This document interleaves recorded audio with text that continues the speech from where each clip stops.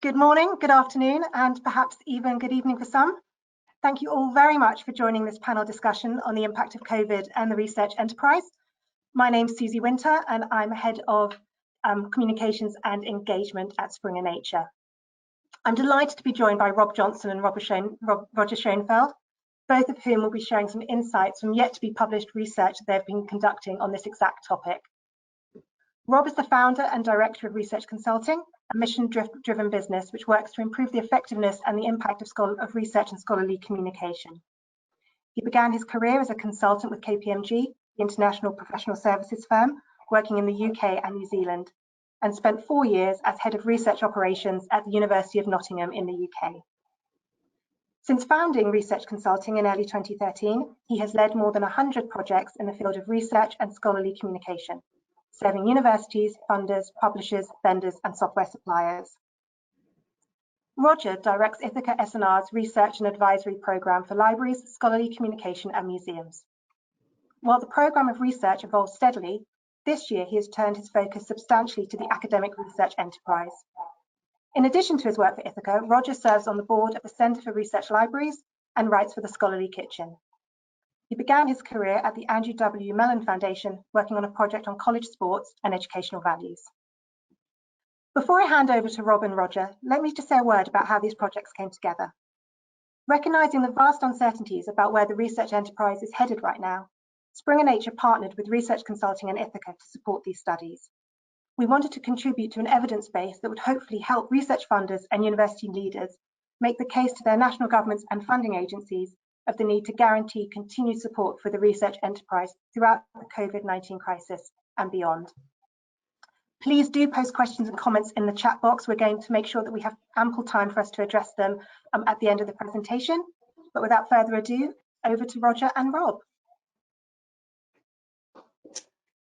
Thanks very much, Susie. So Rob speaking here. I'm going to kick things off, but we will be doing this very much as a sort of two-hander between Roger and myself, talking through some of the different themes that both of our studies have covered. So we'll start by talking about sort of the budgetary position, we'll move on to projects, and then we'll finish by talking about people and the impact on researchers as individuals. So Roger's driving the slides for us today. If we just bring up the first one, what I wanted to do just before getting into the specifics around research was just explain, I guess, the scope of our work and how it relates to Roger's, and put a slightly more global perspective on what we're going to be talking about. So as Susie says, we focused on academic research, and particularly research that takes place in universities. And we will be talking very much about the research perspective over the rest of this presentation. But I think it's important just to recognise the context within that research takes place, which is that universities are also, and in many cases primarily, teaching institutions.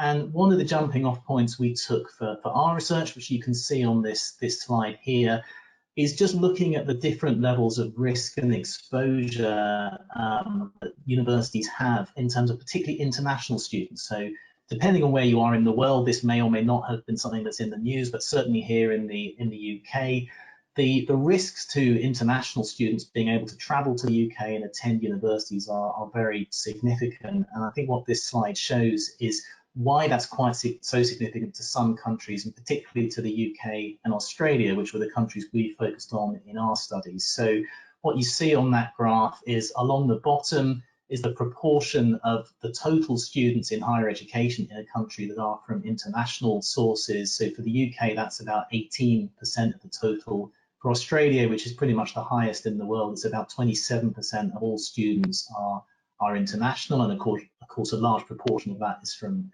China.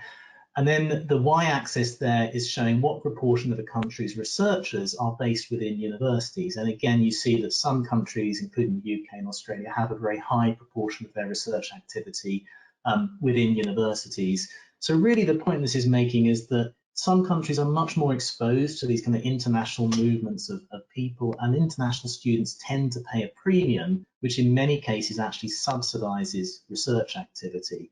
So we focus particularly on the UK and Australia because they're highly exposed to that threat to their income. So even if research funding is stable, there's potentially other impacts on those the research finances.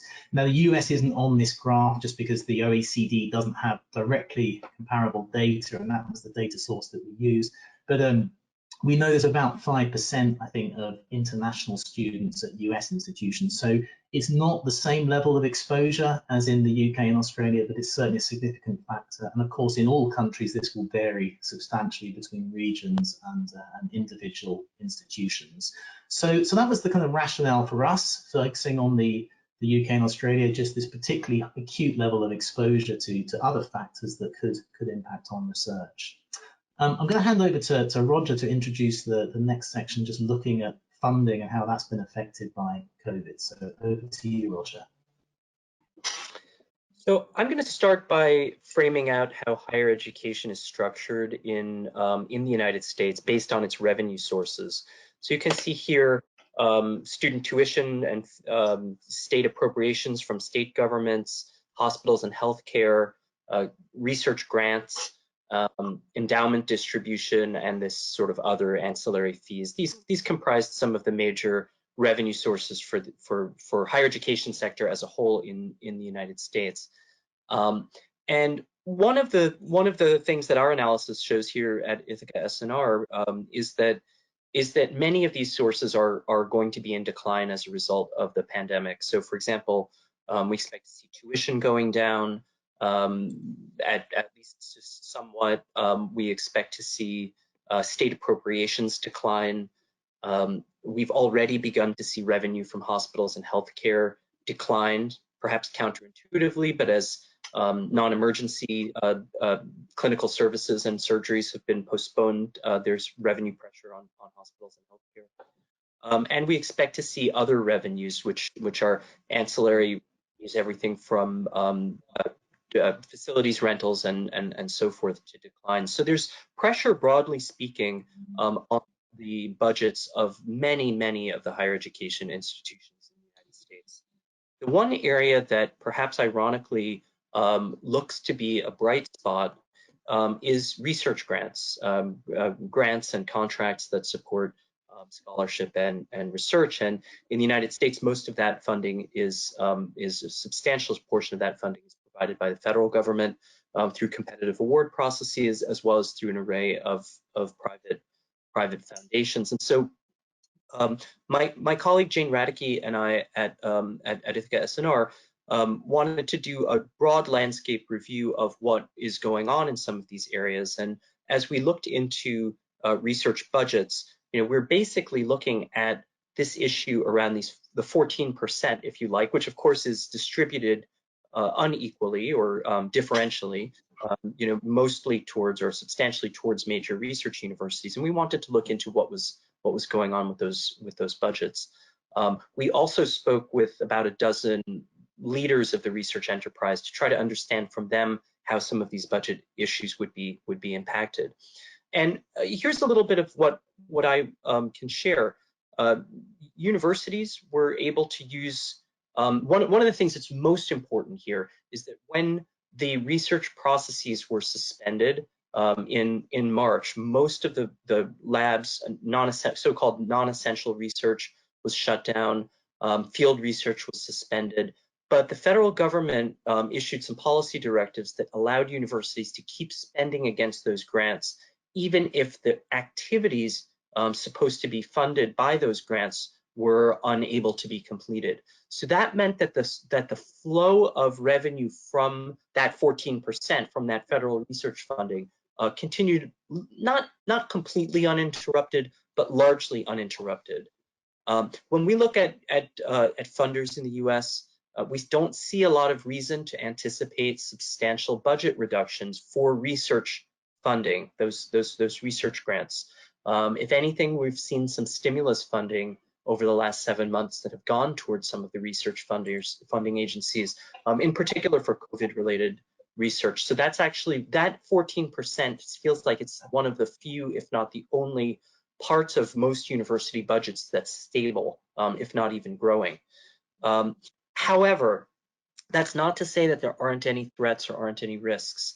One of the things that that is very clear about the structure of research budgets at almost all higher education institutions in the US is that other sources of funding other than those research grants provide important cross-subsidization for the research enterprise.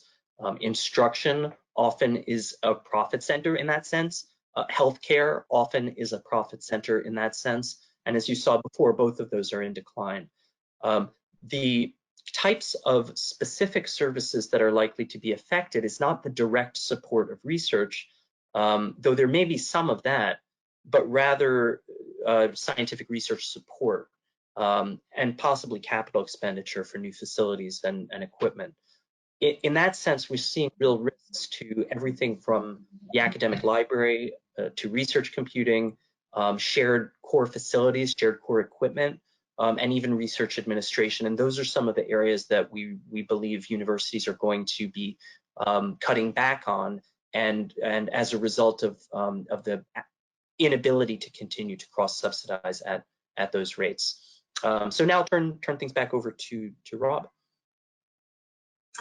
Well, thanks, Roger. I think the first point I'd make is it is a very similar picture in the UK and Australia. So research funding itself is reasonably stable. You know, governments haven't gone out of business. They're continuing to support research. In many cases, they've put extra money into research to support the pandemic response, or there have been extensions to existing grants. But the wider environment is very unstable. And so what you're seeing on the slide there is we interviewed 25 research leaders in the UK and Australia, and this is really just a thematic coding of kind of what was on their minds when we spoke to them. Now, this was back in August, September, so it's a few weeks ago now, but I don't think things have changed substantially. And really the top thing is just that concern about the institutional finances and the budgets and how that is going to impact research, because I think just to put things in context, both the UK and Australia, it's estimated that their higher education sectors will lose £2 to £3 billion or euros or dollars. You know, we wouldn't worry too much about the exchange rates. They're not that different, but billions and billions in funding, primarily due to the loss of particularly international students, but also other revenue streams, as Roger outlined. So it's a similar sort of absolute loss, but the Australian sector is only half the size, less than half the size of the UK one. So proportionally, it's a very, very significant hit to Australia. It's significant to the UK. It is very different, we know, in other European countries, other parts of the world that are less marketized and perhaps have less uncertainty around their student flows. But I think uncertainty is the main message that we heard, and in fact, emerging from uncertainty will be the title of the report that will be published over the next few weeks. And just that challenge around planning in this environment. So in the UK, international students are still arriving now, and will continue to arrive into November, institutions hope, but they simply don't know how many of those who've accepted an offer in principle are actually going to turn up, and what all this sort of changing current environment in terms of rising COVID-19 cases mean. So there's just this tremendous uncertainty, cautious optimism in the UK. I think, you know, I'd sort of sense in Australia there'll be substantial cuts, although just in the last couple of weeks, the government has announced a sort of $1 billion Australian dollar, that's kind of 700 million euros or US dollars package to support research in Australia, but still tremendous uncertainty. And I think early indications about how funding might change. So a sense that there's going to be a push for applied research. You know, most countries, almost every country, is heading into a very deep recession with substantial budget deficits. And so governments are going to be looking for mechanisms to deliver economic growth. They'll see research as a means of doing that, but they're going to focus on industrial applied research closer to market, and that was likely to drive some of the research priorities. A focus on digital, hopefully perhaps a focus on green technologies, but of course that's highly politicized. And then other concerns around co-investment. Can industry continue to invest? Can charities, which in many cases have seen substantial downfalls in donations? So I think the picture is similar in that there's really a small part of institutions' income sources in the research funding that is reasonably stable, but that's amidst just a huge amount of disruption and uncertainty to other sources. And that point at the bottom about meeting the full economic costs of research, it's been recognized for years and years that there's this cross subsidy from teaching to research. But of course, while that works, no one really wants to start pulling at that thread, because really it means the public purse paying more to cover research. But I mean, that argument has really sort of risen to the surface again now. That is it sustainable for the UK, for Australia to rely on Chinese students to prop up the research base? That is the reality of what's been happening in recent years, and I think in parts of the US as well. So real questions coming to the fore around the future of research funding.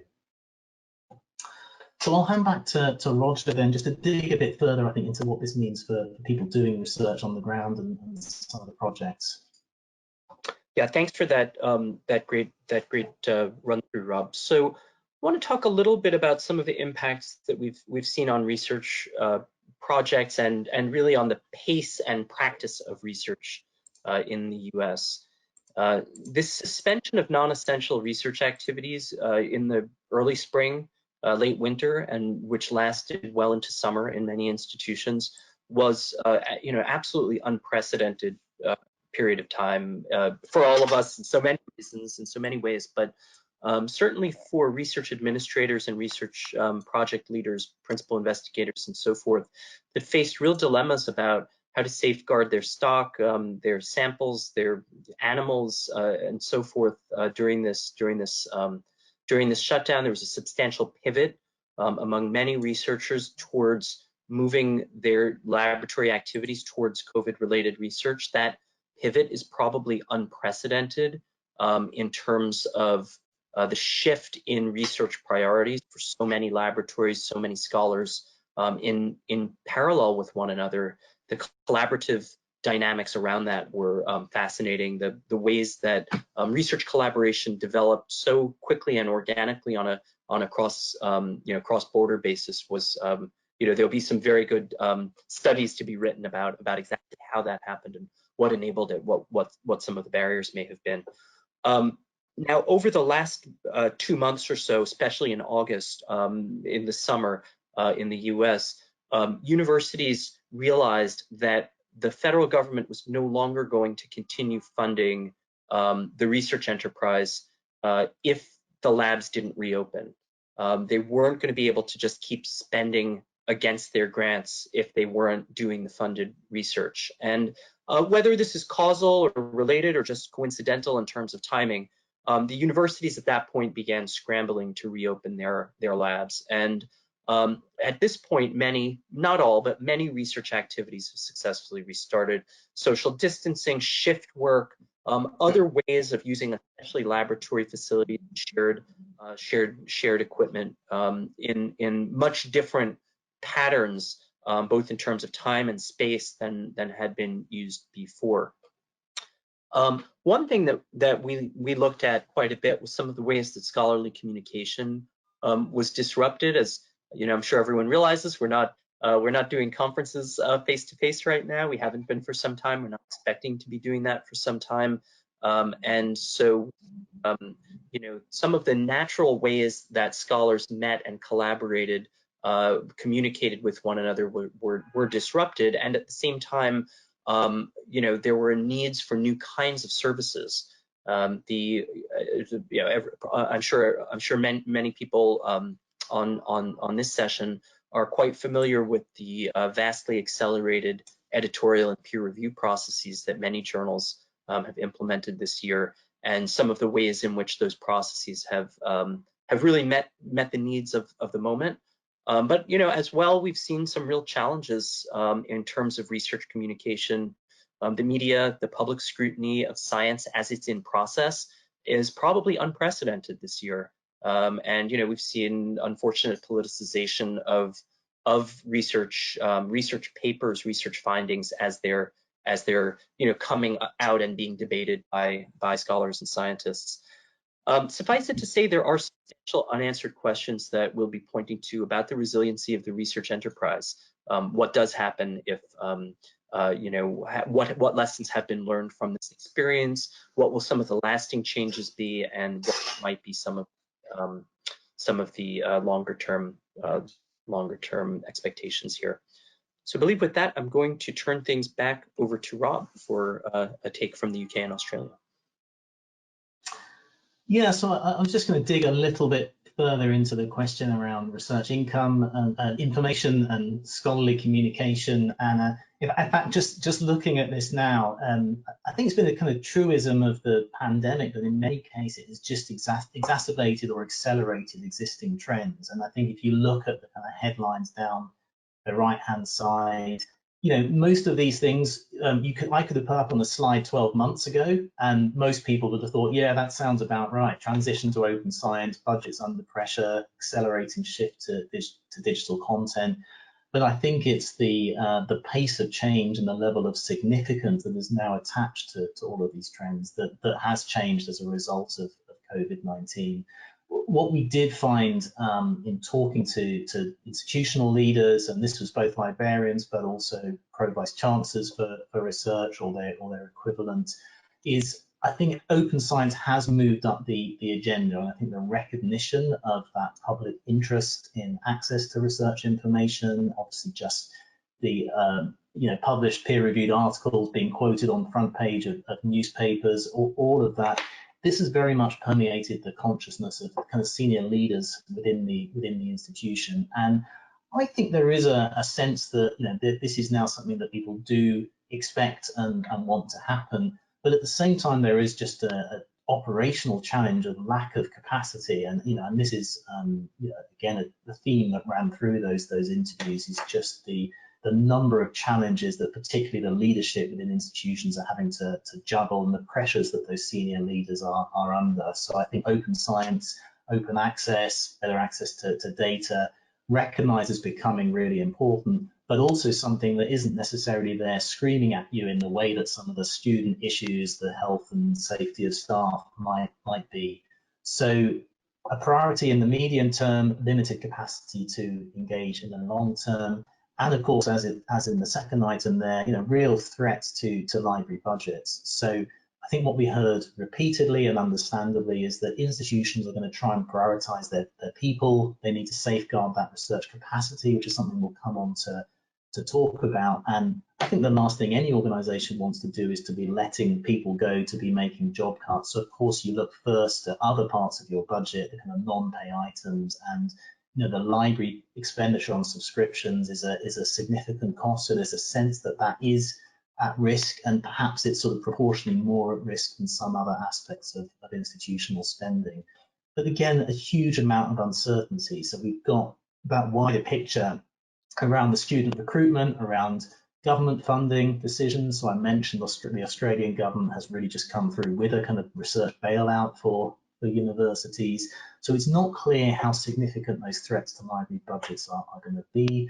But I mean, people are modelling sort of anything from kind of 10 through to 40% cuts. So those are the kind of scenarios that I think librarians in both the UK and Australia have been contemplating. The hope is it won't be at that upper end, but I think that there's still a lot of uncertainty and challenges within those budgets. So again, that link to teaching is really important, because students who used to use print books and perhaps buy them themselves, they now need ebooks to do their studying, and they expect the library to be providing those ebooks, and that has a cost. So in many cases, libraries are having to find extra money to cover the ebooks for teaching, and that puts further pressure on subscriptions.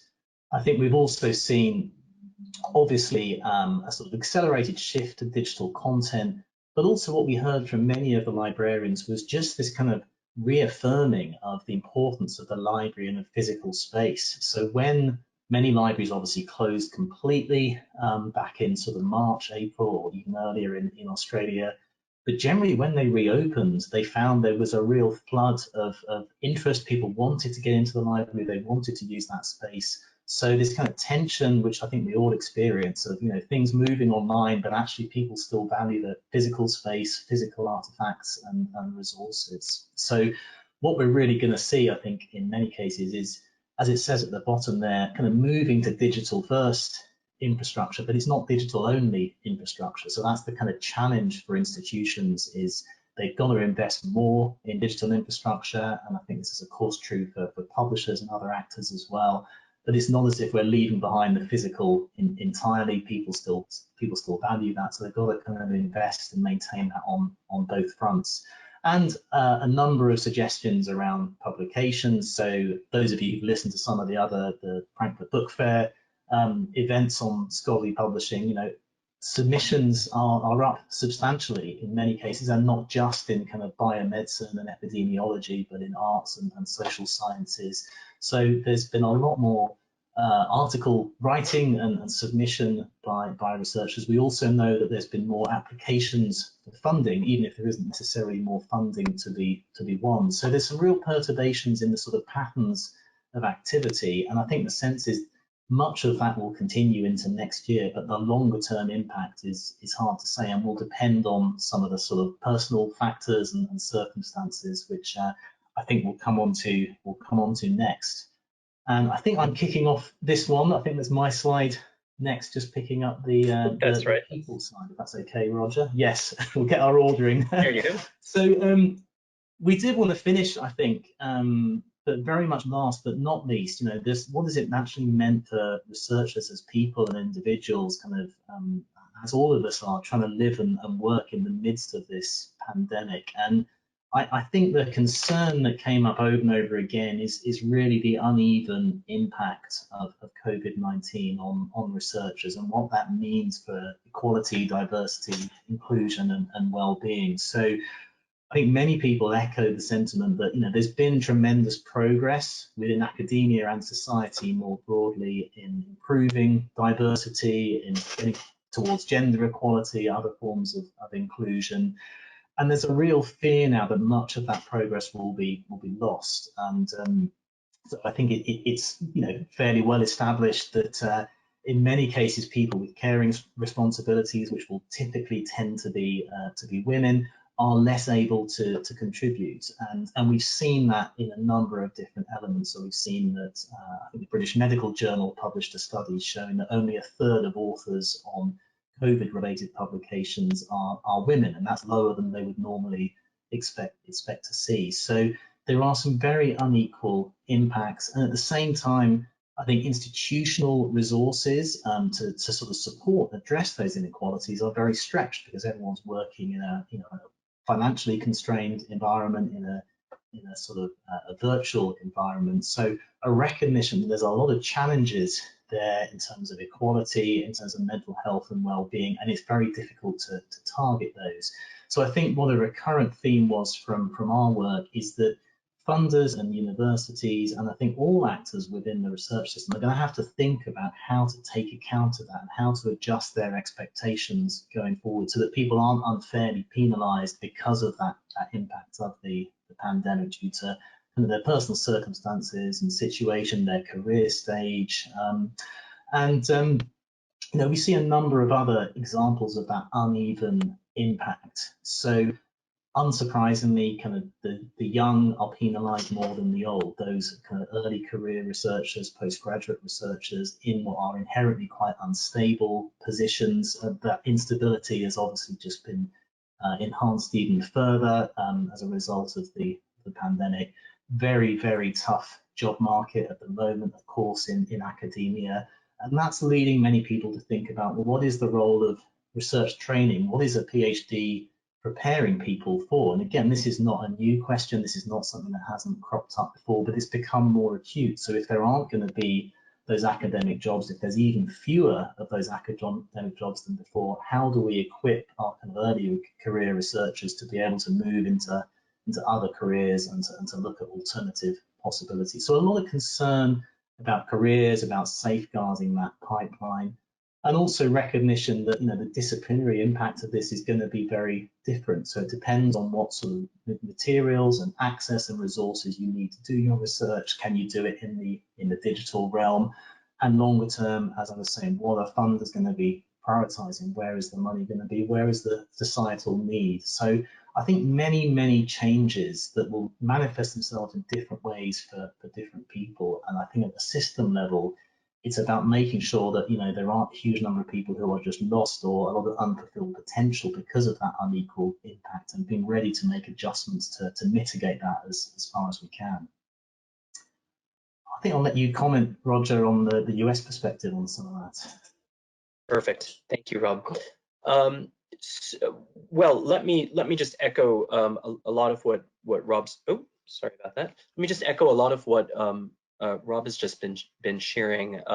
Certainly, the human impacts is one of the ways we've chosen to think about this. The human impacts of these disruptions have been really significant across the higher education sector. I think the estimate that we've seen is that something like 300,000 people have either been furloughed or their jobs have been eliminated since this disruption began in the U.S. within the higher education sector.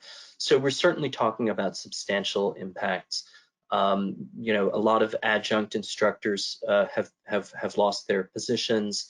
There's certainly an outsized impact, a differential impact by field as a result of that, and some real disruptions facing some of the humanities fields and humanities societies, frankly, as a result of those impacts. I want to focus for a moment on international students first. We've seen substantial disruptions to the ability of international students to attend universities in the U.S. and to come to the U.S. Some of this is due to, you know, the travel disruptions that we all know about. Some of this has to do with government policy. There also are some geopolitical dynamics with particular countries such as China that seem to be impacting things as well. Without international students, you know, on one level, as Rob mentioned earlier at the beginning, without international students, we don't have certain sources of revenue for, especially for a subset of institutions that are very dependent on those tuition dollars. But for the research enterprise, the point that may be even more important in the United States is that our universities source talent internationally to a very substantial degree in terms of graduate students. And so there's some fields that are comprised on a you know, certainly plurality, if not majority basis on graduate student researchers from particular countries or groups of countries. And so those fields may actually have a talent recruitment challenge that they are beginning to grapple with. Some leaders are beginning to grapple with. In terms of researchers, Rob's already mentioned this. I want to take a moment to really emphasize growing evidence, clear and growing evidence of differential impacts by gender, by caregiver status, and by career level. So, you know, I think the you know, that is to say, women seem to be having more impacts than men. Individuals with family caregiver roles, whether it's for children or for older parents or other kinds of caregiving needs, and early career researchers clearly are going to have some challenges. There have been efforts to extend the tenure clock by a year or so for some early career researchers, which should make some you know, ameliorate some of the concerns. Less clear what some of the how, if at all, some of the inequities by gender and caregiver status will be addressed, if at all. We've seen, especially for early career researchers, I really want to emphasize that one of the cuts that we're expecting to see at many universities in the U.S. From the research budgets are startup packages for early career researchers, which is to say the recruitment dollars that let them start up a lab or start up their field research without in a kind of pre-grant award period. And those impacts may be substantial on early career researchers. So there are substantial unanswered questions here. We're, you know, hoping to be able to continue to track some of the international talent flow dynamics, which appear to be substantial, and where the geopolitical tensions that have been growing this year may exacerbate some of those dynamics. We you know, hope that we will not see a hollowing out of a kind of period of a sort of generation of researchers, but how that development of early career researchers will proceed is not it's not exactly well understood at this point. And certainly again, the gender equity questions are ones that that a lot of individuals are already studying, but certainly deserve intervention if possible. So now I think I'll turn things back to Rob at this point. Thanks, Roger. So I think just to try to draw this discussion together and then hopefully take some questions. One of the ways we looked at this was using this sort of three-stage model, which we can't take credit for. It's adapted from a PricewaterhouseCoopers model, but I think it's a very helpful way of understanding how universities, but in fact almost any organization, have had to respond to the pandemic. So there was a first phase of just mobilizing, so getting people to work from home, closing the non-essential facilities, obviously prioritizing any research efforts that are addressing the pandemic directly, moving to online delivery and so on. And that was kind of the first phase that, you know, in many parts of the world happened in sort of spring this year, though of course that varied according to region. Most organizations and universities moved into a sort of stabilization phase of trying to get to a kind of new normal and looking at what it means to work remotely, reopening some laboratories and study space, making sure that those strategic projects can continue, equipping staff with the ability to work in this new environment, and of course many conferences and events and symposia moving online, but also trying to look after people, so to keep an eye on, you know, what's the mental health, what's the well-being, are people supported, how do we look after our PhDs? And I think to a large extent, that's where many institutions have been up till now. And what the need is to move into this kind of strategizing phase, is to look ahead and say, well, how is the world going to be different? What are the research priorities going to be during and post COVID-19? How do we do research in this new world? You know, can we do more online than we used to? Can we use new techniques? What partnerships are going to be relevant in the future? And they may not be the same as those that we've had in the past. But also, as I think we've emphasized, just really being ready to tackle that instability and structural inequality in academic careers, which is likely to be, you know, even worse now than many of us know it was before. Look at those kind of training needs. So I think we can identify a number of areas where strategies are needed. The reality, of course, is that this isn't a sort of simple linear progression where everyone's gone from kind of mobilizing through stabilization and is now strategizing, because we're still in the midst of this crisis. You know, it's a dynamic event that continues to unfold, and many people kind of get pulled back into mobilizing again as things close down. So, you know, in the UK, we're on the verge, we think, of certainly some more regional lockdowns. We know Paris has recently the French have locked down a number of cities, and we're seeing that across Europe and beyond. So very, very difficult to move to that strategizing phase, but I think that is obviously the aspiration for the universities that we were speaking to, and they need the funders and I think governments to provide enough stability around that funding and to recognise the pressures that they are under, and but I think also recognising the role that research can play in contributing not only to the pandemic response but that kind of economic and social recovery. So I hope that's a useful model for others to look at, and I'll just hand back to Roger for any closing thoughts on the US side.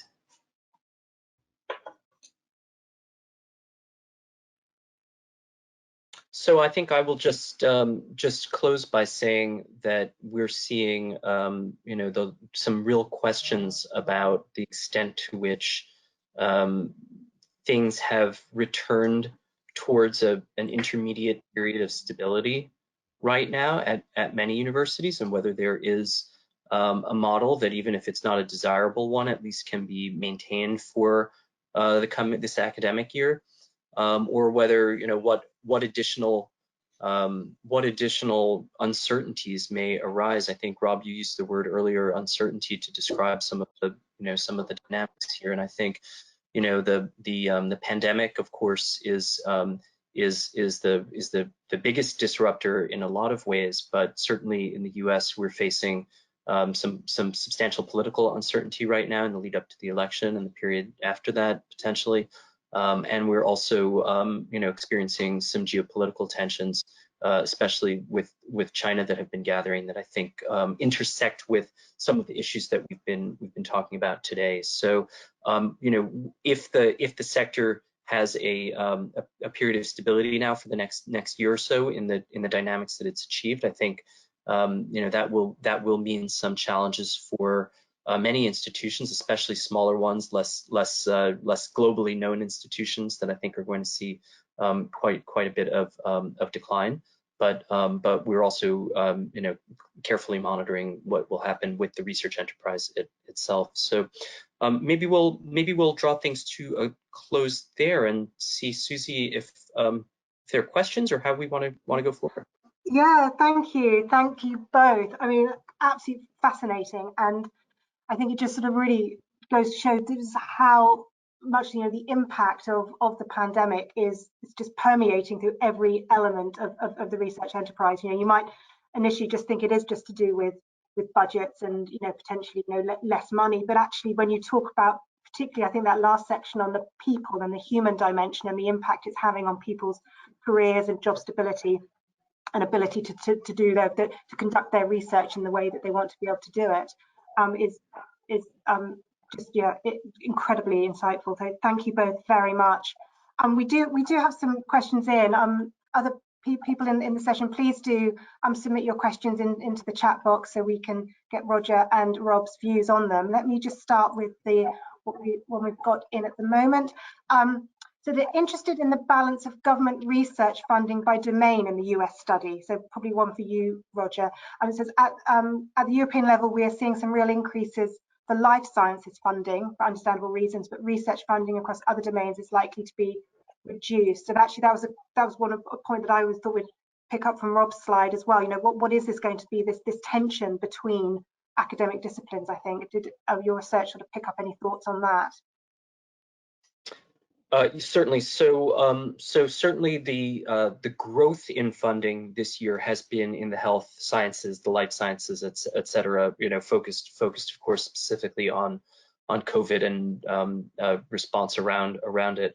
That said, other sources of funded research have been largely stable. It's not as though those other sources have declined comparatively. It's been simply an increase in that area. So in that sense, there's actually more research income potentially available to the university sector now than we would have expected to see this calendar year, which is of course, you know, in one way of thinking, quite heartening for the research sector. But places where, you know, places that are more at risk are areas that are frankly unfunded.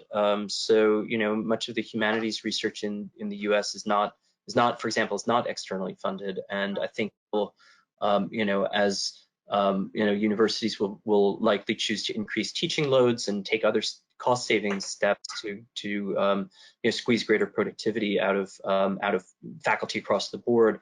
Those unfunded research areas are ones where there may be less implicit time subsidy to enable them. So that's a little bit how I would answer things up until this point.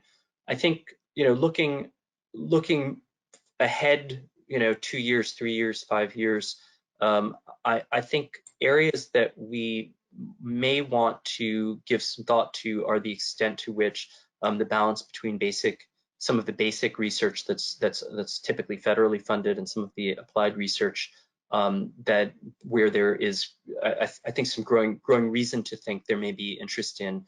I think that's the balance that I would look at, rather specifically than a field versus another field. So I'd be interested to hear what you might be seeing there, Rob, elsewhere as well. Yeah, I mean, in terms of, I think, the sort of disciplinary mix, one of the things we looked at was the sort of pandemic response funding and where that's come from. And in the UK, we have sort of 7 research councils under UK Research Innovation, all of which channel some funding into this area. Unsurprisingly, you know, our medical research council was the sort of single biggest source of funding, but actually as a share of the total budget, we have an economic and social research council, and that was the council that had diverted the most of its budget, or the most additional funding relative to its budget, into this area. So I think, you know, that's what we're starting to see is, you know, the economic and social implications of COVID are just enormous, and the the public policy, of course, is partly about the science in terms of public health and epidemiology, but there's also a lot about behavioral aspects, about psychology, about the economy. And so I think that is an area that we're already seeing growth in. I know, journal publishers are also seeing growth in submissions in that area. Impact on arts and culture, I mean, obviously just horrific in terms of the disruption to cultural institutions, but again, creates a huge amount of challenge to understand what's going on and rethink what the arts looks like. So I think it's it's very mixed. It's very hard to understand, but it's not as simple as more money going into biomedicine and epidemiology to the detriment of everything else. It's much more complex than that. So really, Roger, going back to your point, and a point that Rob made in the presentation, that it's accelerating problems that are already there in the system. As you were sort of saying, there's less money in HSS research in the first place, and therefore that's going to be exacerbated by this crisis. I think that's right. I mean, I should be certain to add that the stimulus funding that has been made available through the federal government does include some funding through, for example, the National Endowment for the Humanities that have been targeted at, broadly speaking, at the HSS community. But as a percentage, the real area where additional resources have been poured in has been on COVID-related research, certainly. Yeah. Okay, turning to the next question. So over the next 5 years, could the differences between government responses in different countries drive changes in how competitive countries are in terms of global research strengths? Very interesting question. How, in terms of, how our governments actually respond to this and what they decide to do to get out of it, is that going to actually have longer term implications for competitiveness? Who wants to go first? I mean, I'd say undoubtedly.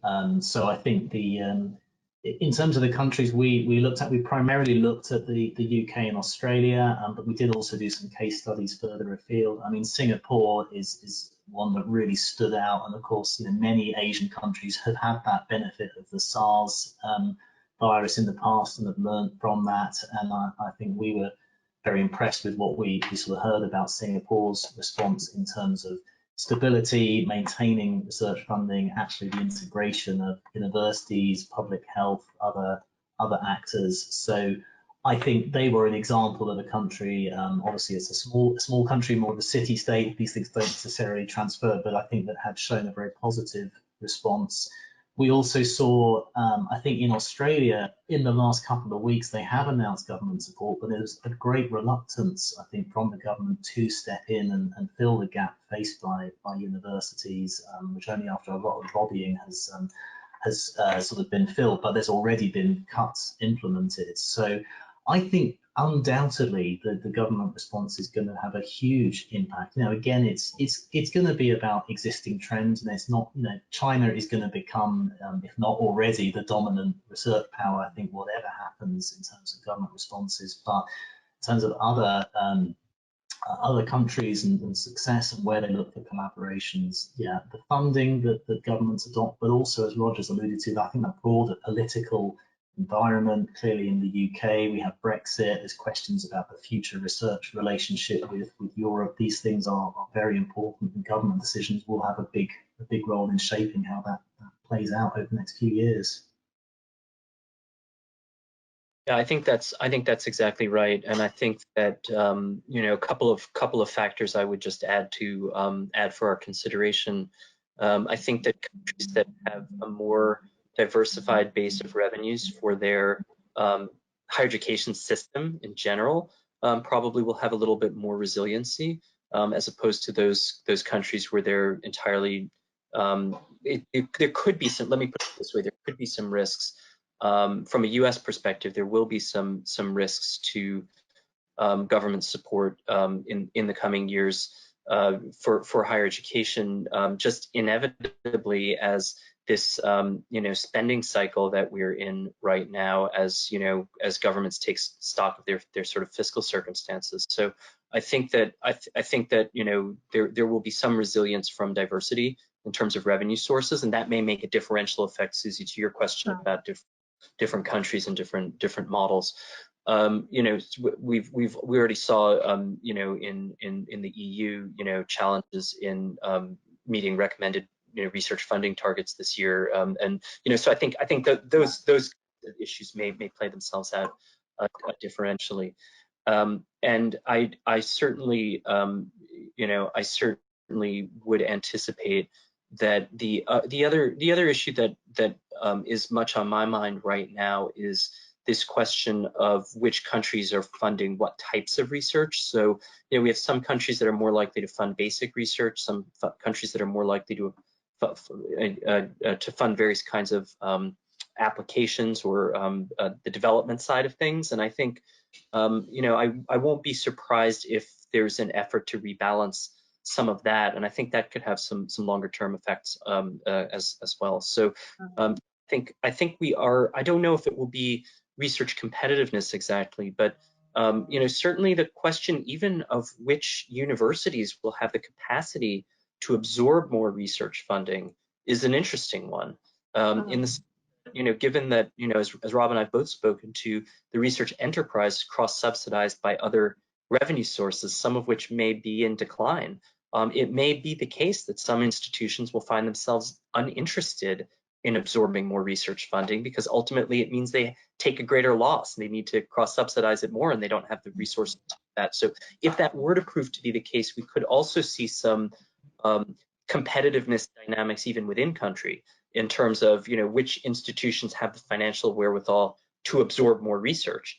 And, you know, will that result in a more even spreading of funding over the course of time, or in fact a greater concentration of it? And I think those are some of the questions that are on my mind right now. Yeah, really interesting. And I know we were talking about this a little bit before as well around the, you know, Rob, your, you know, one of your first slides about looking at the difference in how research is funded and the, you know, the reasons why, you know, for these projects we're really looking at the US and the UK and Australia and continental Europe being a bit more, hesitant to say, you know, insulated from some of those wide variations.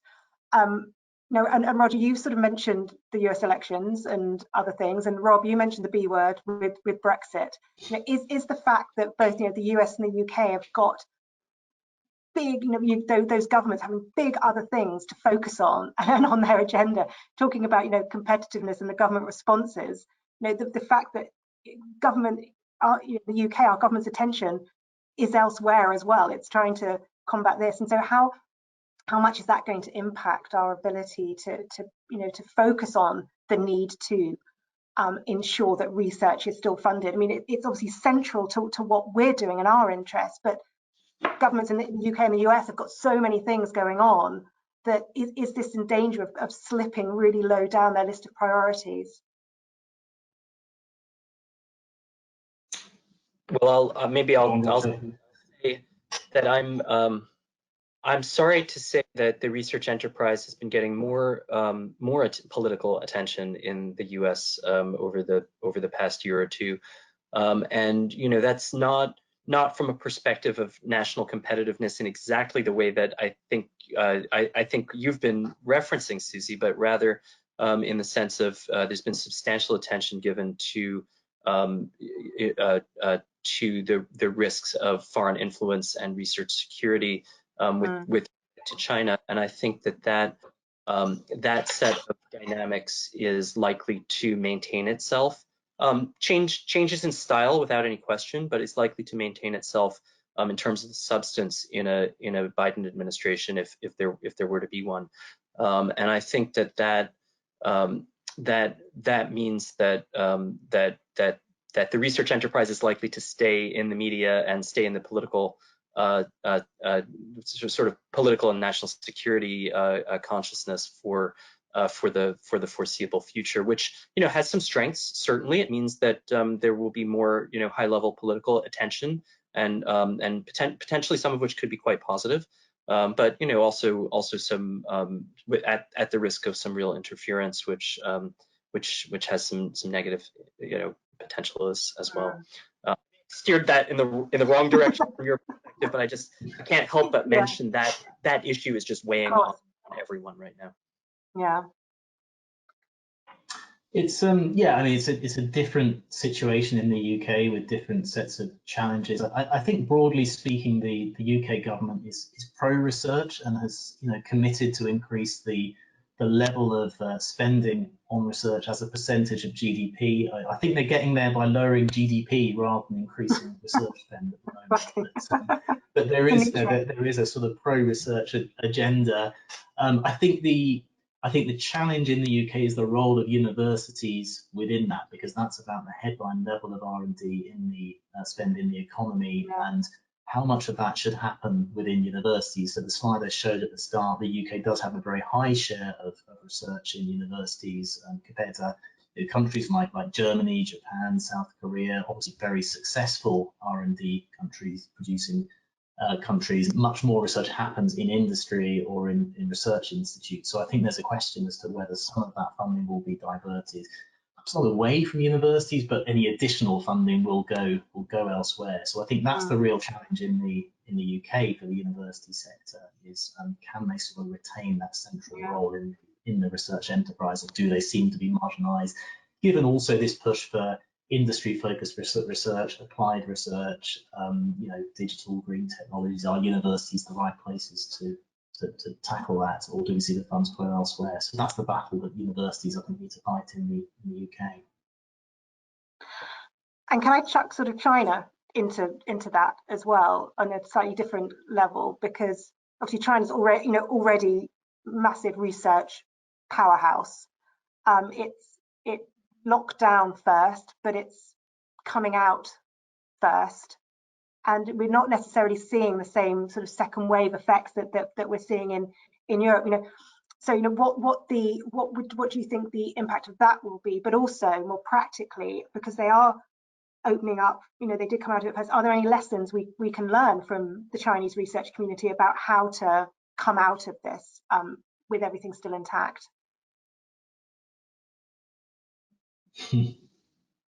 There's a tough one. You've got 3 minutes. I mean, of course, to the extent that any country is able to,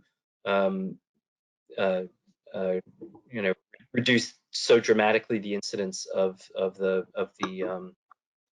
epidemic, I think, of course, that's a huge opportunity to restart towards normalcy, and I think that's something that we'll look forward to trying to get to here in the US. But I think we're quite some ways away from that.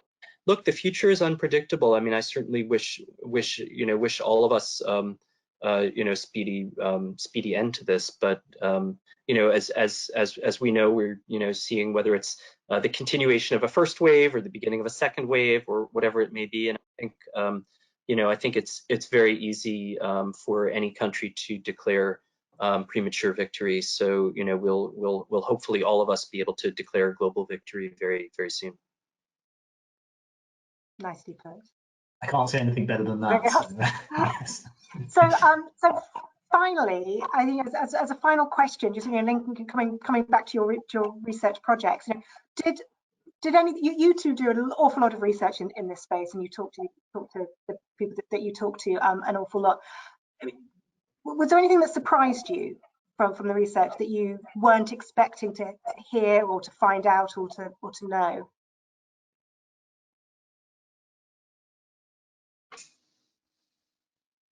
I think I was, as someone who's done a lot of work on open science, I was sort of surprised and I think positively reassured by just how strongly that came through, because I think you always have that kind of availability bias. Is it just me who thinks this is important and a big thing, and do others agree?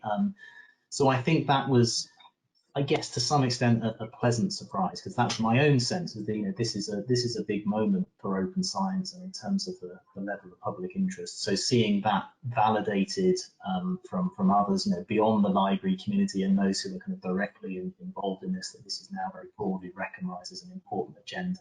That was one thing that struck me. I'm really glad you raised that, Rob, because I was. This may be actually a place of real differential, transatlantic differential. in interviews that we've done with research leaders, something that surprised me is how absent for them some of the issues that we all spend our lives working on are really. Not to say they're unaware of them or uninterested in them, but in terms of prioritization, it's remarkable the extent to which the senior research officers in the U.S. are they're focused on funding issues. They're focused on they're focused on compliance issues. The compliance burden is substantial and growing, and in some cases necessarily so.